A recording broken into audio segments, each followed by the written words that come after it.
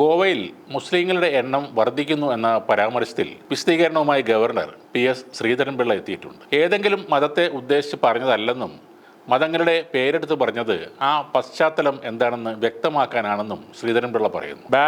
Imbalanced ഗ്രോത്തിൽ കൂടുതൽ ചർച്ചകൾ നടത്തണമെന്നും അദ്ദേഹം പറഞ്ഞതായി മാധ്യമങ്ങൾ റിപ്പോർട്ട് ചെയ്യുന്നുണ്ട്. നേരത്തെ ഗോവയിൽ മുസ്ലിം ജനസംഖ്യ വർദ്ധിക്കുന്നുവെന്നും ക്രിസ്ത്യൻ ജനസംഖ്യയിൽ വലിയ കുറവ് ഉണ്ടാകുന്നുവെന്നും ശ്രീധരൻപിള്ള പറഞ്ഞിരുന്നു. ഇതിനെതിരെ വ്യാപകമായ വിമർശനം ഉയർന്നതിന് പിന്നാലെയാണ് ആ പരാമർശത്തിൽ വിശദീകരണവുമായി ഗവർണർ വീണ്ടും രംഗത്തെത്തിയത്. എറണാകുളം കരുമാല്ലൂർ ആലങ്ങാട് സെന്റ് മേരീസ് പള്ളിയിൽ മാർ ജോസഫ് കരിയാറ്റിൻ മെത്രാപ്പൊലീത്തയുടെ 238ാം ചരമവാർഷികത്തിൽ സംസാരിക്കുന്നതിനിടെയായിരുന്നു ശ്രീധരൻപിള്ളയുടെ ഈ പരാമർശമുണ്ടായത്. ക്രിസ്ത്യൻ ജനസംഖ്യയിൽ കുറവുണ്ടാകുന്നതിൽ അന്വേഷണം നടത്തണമെന്ന് ഗോവ ആർച്ച് ബിഷപ്പിനോട് താൻ ആവശ്യപ്പെട്ടതായും ശ്രീധരൻപിള്ള ആ പരിപാടിയിൽ പറഞ്ഞിരുന്നു. ഗോവയിലെ മുസ്ലിം ജനസംഖ്യ 3% നിന്ന് 12% ഉയർന്നെന്നും ക്രൈസ്തവ ജനസംഖ്യ 36% നിന്നും 25% കുറഞ്ഞെന്നുമാണ് ശ്രീധരൻപിള്ള പറഞ്ഞത്. ഇതിൻ്റെ അടിസ്ഥാനത്തിൽ ഗോവയിലെ ജനസംഖ്യയിലുണ്ടായ മാറ്റത്തെക്കുറിച്ച് അന്വേഷിക്കണം എന്നാണ് ഗോവ ഗവർണർ ആവശ്യപ്പെട്ടത്. ഗോവയിലെ ബിഷപ്പ് ഹൗസുമായി തനിക്ക് നല്ല ബന്ധമാണുള്ളതെന്നും ഇവിടത്തെ പോലെ അവിടെ നിരവധി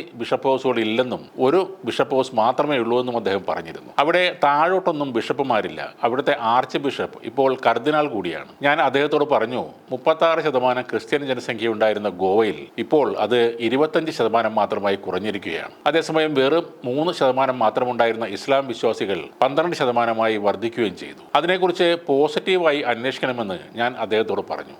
അവർ സന്തോഷത്തോടു കൂടെ തന്നെ അതിനെക്കുറിച്ച് പഠനം നടത്തുന്നുണ്ട് എന്നും ശ്രീധരൻപിള്ള പറയുന്നു. ഒരു കാര്യം പ്രത്യേകം ശ്രദ്ധിക്കേണ്ടത്, കരുമാലൂർ ആലങ്ങാട് സെന്റ് മേരീസ് പള്ളിയിൽ മാർ ജോസഫ് കരിയാറ്റിൻ മെത്രാപ്പൊലീത്തയുടെ 238ാം ചരമവാർഷികത്തിൽ സംസാരിക്കുന്നതിനിടെയാണ് ശ്രീധരൻപിള്ള ഈ കാര്യം പറഞ്ഞതെന്നാണ്. ക്രിസ്ത്യൻ സമുദായത്തിലെ അംഗങ്ങൾ കുറഞ്ഞതിൽ അദ്ദേഹത്തിന്റെ ദുഃഖം ആ പള്ളിമുറ്റത്ത് അദ്ദേഹം രേഖപ്പെടുത്തുകയായിരുന്നു. മുതലെടുപ്പ് രാഷ്ട്രീയം തന്നെയാണ് ശ്രീധരൻപിള്ള അവിടെ നടത്തിയത്. സംഘപരിവാറിന്റെ ലിസ്റ്റ് നോക്കിയാൽ ആദ്യം ഒഴിവാക്കേണ്ടവരുടെ സ്ഥാനത്ത് തീർച്ചയായും മുസ്ലിങ്ങൾ തന്നെ ആയിരിക്കും. എന്നാൽ ആ ലിസ്റ്റ് നോക്കിയാൽ അതിന് തൊട്ടു താഴെ വരുന്നത് ക്രിസ്തീയ സമുദായം ആണെന്നതിൽ ആർക്കും ഒരു സംശയവും വേണ്ട.